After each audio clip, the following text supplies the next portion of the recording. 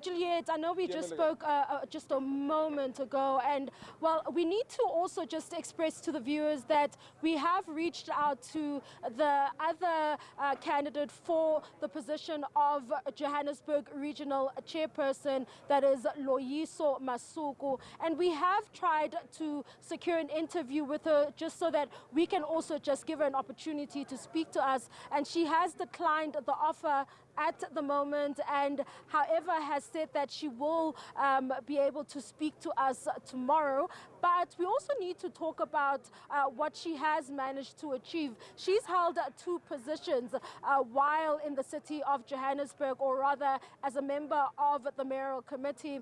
The first one is as a group shared corporate services, and that would see her overseeing the corporate governance of the city of Johannesburg, and that is the hiring of key role players such as the city manager in the city of Johannesburg. But also you'll remember that very sad firing of 130 city of Johannesburg employees who had been converted from fixed-term contractors to permanent. And however, when the multi-party coalition in the city of Johannesburg, led by the Democratic Alliance, took office, it did then remove those positions and reverse them, and we saw those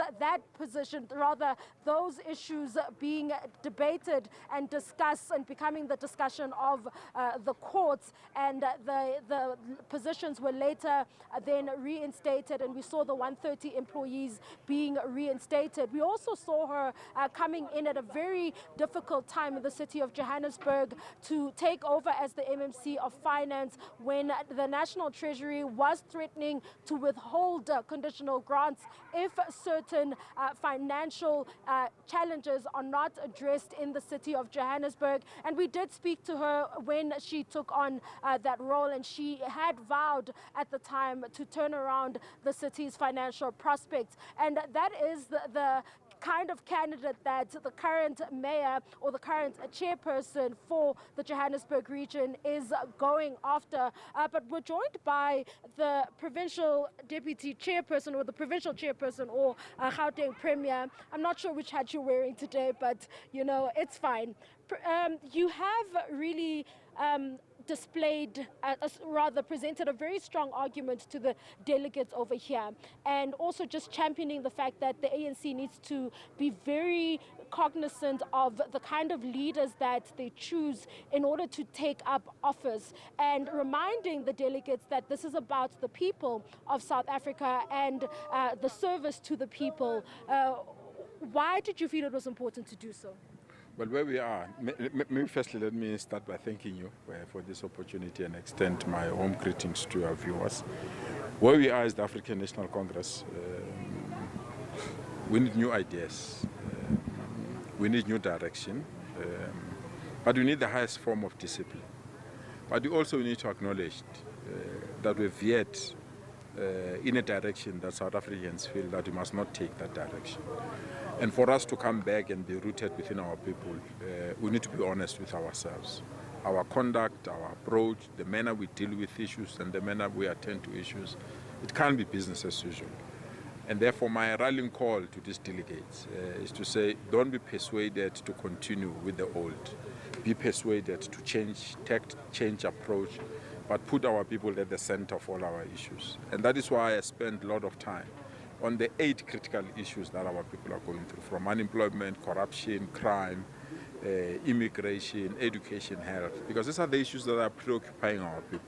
So if we continue to be inward focused, to continue to be factional, we continue to fight amongst ourselves, our people continue with their lives without us. And it has been there. You've seen organizations being formed, we've seen debates being taking place without us. So we need to be real and we need to be focused. And that's the message that I was giving to our delegates. Okay.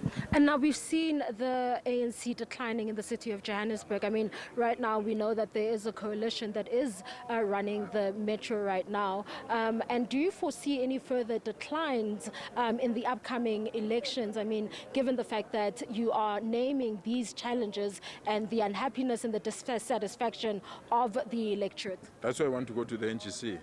with clear ideas that want to take advantage of the NGC for us to turn the situation around. That this NGC is the most important NGC in the history of the African National Congress, that we risk losing our identity, we risk losing our existence, we risk losing the confidence of South Africans, we risk broadening the trust deficit already that exists between government and its citizens. So we enter this NGC that is starting in a few days' time to say as Gauteng, let's reverse this, or else it's the end of us. If we can't put new ideas, we can't put new approach, we can't put a program of action that is ideal, a program of action that responds to the issues of our people, then we have no reason why to still want to exist as the ANC. But remain hopeful. This is our third regional conference. We had a successful regional conference in Ekurhuleni. Last week we had a successful regional conference in Sidibeng. It's the third. We are going to Tshwane, and then we'll be ready then to go to the NGC of the African National Congress. And it is this NGC that must make South Africans to still believe in the ANC. We miss this opportunity. That's the end of all of us. Okay. Now, there are those who would say that some of the reasons that the ANC has lost favor with the electorate is in part due to national issues such as corruption, as we've heard at the Madlanga Commission, where certain national leaders in the party have been named in that commission, as well as factionalism. What do you then say to the electorate to convince them otherwise? I really believe, and I always said this, and I said it on various occasions, the ANC is in a very unfortunate political party. Very unfortunate. Those that are not employed, they say, we'll not vote for you because we are unemployed. And those that are employed, they say, we'll not vote for you because of crime. Those that don't face crime, they'll say, we are not voting for you because there's no school.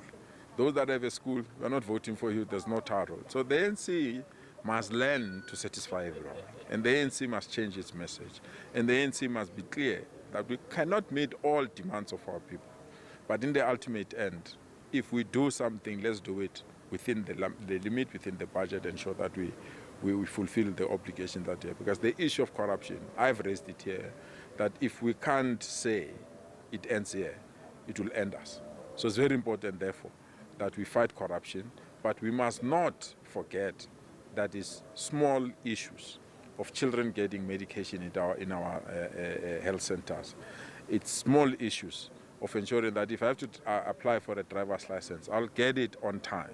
If I have to attend to issues that affect my family, they will be attended. So we have to respond to those issues, and that is why I'm saying this NGC must offer us that platform to be a mirror and reflect. And remember, a mirror as well, sometimes it can have some shadows that makes you not to see the real picture. We must have a real mirror that will allow us to have or to see the real picture. Thank you so much. There you have it. That is the Gauteng Premier speaking to us in his capacity as the ANC chairperson, saying that the ANC really needs to do some introspection, and that NGC presenting an opportunity for the ANC to do exactly that. Really talking about corruption and the fact that the corruption has made the party lose favor with the electorate, and that there are efforts and there are plans to try and address that, or rather to discuss the factionalism or corruption allegations which emerge within the party, be it in all three spheres of government. For now, it is back to you in studio. Thanks very much. SABC reporter Mbalenhle Mthethwa